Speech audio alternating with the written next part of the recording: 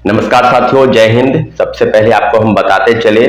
कि supplementary result की मांग को लेकर जिस प्रकार की बातें हो रही है और उसको लेकर लगातार फोन और मैसेज आ रहे हैं कि क्या सेकेंड फेज की बहाली में जो शिक्षा विभाग से सूची भेजी गई थी 14,700 पदों पर और उसको मटियामेट कर दिया गया। उस सारे मामलों का आपको पता है कि उस सारे मामलों की तहकीकात करते हुए सरकार ने एक आदेश जारी किया और शिक्षा विभाग की तरफ से नोटिस जारी करते हुए कि सप्लीमेंट्री रिजल्ट अब नहीं आएगा और उस चीज को यानी उस सीटों को बचाकर तीसरे फेज की बहाली में जोड़ने की बात कही जा रही है और कही गई कि आदि आदि चीजें होंगी। तो अब सब मामलों को लेकर रविवार को यानी परसों एक बैठक बुलाने जा रहे हैं सप्लीमेंट्री रिजल्ट की मांग को लेकर। जितने भी शिक्षक अभ्यर्थी हैं जो मेरी बातों को सुन रहे हैं, गांधी मैदान गांधी मूर्ति के पास सप्लीमेंट्री रिजल्ट की मांग को लेकर कोर्ट केस फाइलिंग को लेकर यानी कोर्ट केस में जो डॉक्यूमेंट है उसकी फाइलिंग को लेकर के बैठक बुलाई गई है। ये बैठक अंतिम होगी और निश्चित रूप से मंडे को फाइल हो जाएगा। तो जितने भी साथी अभ्यर्थी हैं सुन रहे हैं मेरी बातों को, जिनका 1 नंबर 2 नंबर या टाई ब्रेकर है या उनका कई 4 नंबर 5 नंबर 10 नंबर तक जो छूट गया है जिनका या जिनका एज समाप्त हो गया है, वो सारी मांगों को लेकर गांधी मैदान गांधी मूर्ति में बैठक में शामिल होंगे। साथियों, अभी सीधे सीधे जो तौर पर जो सामने आ रही है बातें कि क्या सेकेंड थर्ड फेज की बहाली पर जो जो बातें थी, जिस प्रकार का भंडाफोड़ हुआ और जो भ्रष्टाचार के आरोप जो लगे, जो शिक्षा विभाग और बीपीएससी के काले कारनामों का जो खेल प्रतिदिन उजागर हो रहा है। आपको बताते चले कि जो माननीय उच्च न्यायालय के फैसला था कि छठे चरण की बहाली को लेकर, आप सबको पता है कि माननीय उच्च न्यायालय ने स्पष्ट तौर पर कहा है कि लगभग 1,20,000 अभ्यर्थियों के डॉक्यूमेंट का वेरिफिकेशन दोबारा हो, क्योंकि उसमें फर्जीवाड़े के आरोप लगे हैं और फर्जीवाड़े के जांच को लेकर इसके पहले भी छठे चरण में लगभग 70,000 लोगों का डॉक्यूमेंट का वेरिफिकेशन करना था। जो शिक्षा विभाग ने माननीय उच्च न्यायालय में बताया कि उसका फोल्डर गायब हो गया है,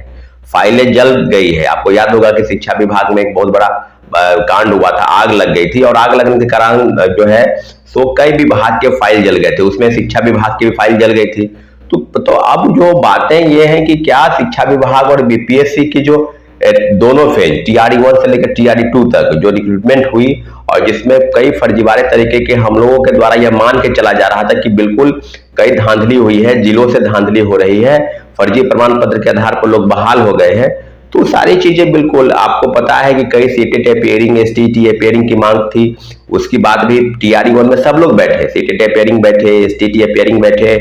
नियोजित शिक्षक बैठे, फ्रेश कैंडिडेट बैठे और बात को लेकर जिस तरह की चीजें आगे आई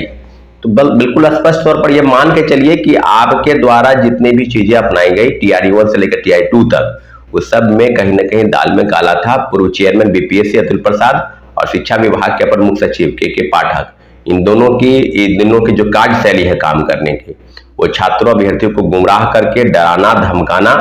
उनके खिलाफ कार्रवाई करना और जो बोले उसके लिए एक अलग से रणनीति बनाकर रखते हैं वो लोग। शिक्षक नेता बोले तो उनका वेतन रोकना, उनको निलंबन का आदेश देना, उनके बातों को जो अभ्यर्थी बोले या छात्र बोले जिनकी ग्रीवांसेस है कुछ समस्या को लेकर, उन पर दीवार कर देना, प्रतिबंधित करना अगली परीक्षाओं में बैठने के लिए। तो गवर्नमेंट की पॉलिसी आप पता नहीं क्या है, लेकिन अभी जिस प्रकार की बातें हैं और लगातार आप ये देख रहे हैं कि आम चुनाव में तमाम राजनीतिक दल उतर चुके हैं, सब जगहों से अनाउंसमेंट हो रहे हैं, चुनाव प्रचार हो रहा है। प्रधानमंत्री जी भी कल आए थे बिहार के दौरे पर, फिर एक दिन के बाद फिर आने वाले हैं। तो अभी तो मेन जो मुद्दा है वो रोजगार का मुद्दा नहीं रहा है क्या? आप समझ सकते हैं कि बिहार में, इस प्रदेश में जो पेपर लीक, धांधली, भ्रष्टाचार और तमाम एजेंसी जहां पर परीक्षाएं होती है, प्रतियोगिता परीक्षा, वहां पेपर लीक हो जाना, प्रोटेस्ट करना, लाठीचार्ज होना, ये सब आम बात हो गई है इस प्रदेश में, क्योंकि कोई एजेंसी बाकी नहीं है जहां से पेपर लीक नहीं हुआ है। तो रोजगार के मुद्दे पर अगर आपके मन में सवाल है तो जाति और धर्म से इतर हटिए और चीजों को समझिए कि अगर आपको वोट देने के लिए कोई राजनीतिक दल, चाहे वो एनडीए की हो, चाहे महागठबंधन की हो या किसी भी प्रकार से किसी भी दल के हो, वो लीडर क्या आपके लिए, छात्र युवाओं के लिए रोजगार के नाम पर इस तरह की चीजें वो कर पाए हैं, आपके साथ खड़े हैं, तो आप इसको पूरा मिलान कर लीजिए और वोट देने जाइए। तो निश्चित रूप से आप दिमाग को एकदम अस्थिर कर लीजिए कि हमको क्या करना है, वोट देने जाना है और नोटा पर बटन दबाना है। ये इस बात को आप इंगित कर ले, क्योंकि आने वाले समय में छात्र युवाओं और अभ्यर्थियों के लिए बहुत बड़ा जो विडंबना ये है कि नौकरी के नाम पर जो छलावा हुआ और जो इस प्रदेश की सरकार ने किया डोमिसाइल नीति, सबसे बड़ा मुद्दा जो है वो डोमिसाइल नीति है। तो डोमिसाइल नीति क्या पुनः लागू नहीं होनी चाहिए? कि आज जो एनडीए के तमाम बड़े नेता जो उस समय महागठबंधन की सरकार द्वारा लागू किया गया था उसका विरोध खुलकर नहीं करते थे, परंतु करते थे। खुलकर इसलिए नहीं करते थे क्योंकि उनको पता था कि और राज्यों में, खासकर उत्तर प्रदेश, झारखंड, मध्य प्रदेश, राजस्थान आदि राज्यों में, कई राज्यों में उनकी सरकार है, तो वहां के अभ्यर्थियों को कहीं ना कहीं नुकसानदेह होगा, उनके वोट बैंक की राजनीति पर असर पड़ेगा। तो कई चीजों को साधने का प्रयास कर रहे थे, लेकिन इतना जरूर है कि डोमिसाइल नीति को पुनः लागू करना पड़ेगा। और हम लोग की मांग सप्लीमेंट्री रिजल्ट और सीटेट जो 10 वर्ष की छूट की मांग को लेकर तीसरे फेज की बहाली में उन लोगों को बैठने का मौका नहीं दिया गया, इन सब मांगों को लेकर लगातार आंदोलन चल रहे हैं और उसको कहीं ना कहीं एक सिर से खारिज कर देना कि अब नहीं होगा, आगे क्या होगा। लेकिन इतना जरूर है कि हम लोग की मांग बिल्कुल जायज है, आपको उम्र में छूट देनी होगी। और जो मांग है सप्लीमेंट्री रिजल्ट वो TRE 2 में 14,700 पदों की, उस सब पद पर आपको पूरक परिणाम जारी करने पड़ेंगे। अगर आप जारी नहीं करते हैं तो यह मान के अब हम चले कि सरकार की गंभीरता बिल्कुल वोट बैंक की राजनीति पर है। और निश्चित रूप से ये बात आपको भी पता है कि किस तरह की चीजें घूम के प्रभावित होती है। तो आने वाले समय में सब युवा बढ़ चढ़ कर हिस्सा लें और आम चुनाव में